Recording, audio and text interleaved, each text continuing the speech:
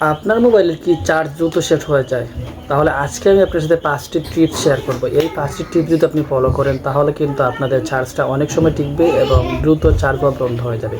তো সেই ৫ টি টিপস আমি আপনাদের সাথে শেয়ার করছি। তার আগে আমাকে যারা ফলো করেনি তারা ফলো দিয়ে পাশে থাকুন, আর যারা ইউটিউব থেকে দেখছেন আমার চ্যানেলটি সাবস্ক্রাইব করে দিন। তো প্রথম স্টেপটা হচ্ছে আপনাদের মোবাইলের ব্রাইটনেস। আপনাদের মোবাইলের ব্রাইটনেস আপনারা কমিয়ে রাখুন, অযথা ব্রাইটনেস বাড়িয়ে রাখবেন না। এর থেকেও কিন্তু আপনাদের চার্জটা অনেকটা কমবে। তৃতীয় স্টেপ হচ্ছে আপনার মোবাইলের ওয়াইফাই, ব্লুটুথ অথবা ইন্টারনেট অযথা অন রাখবেন না। যখন প্রয়োজন তখন অন করবেন, প্রয়োজন শেষ হলে আবার বন্ধ করে রেখে দেবেন।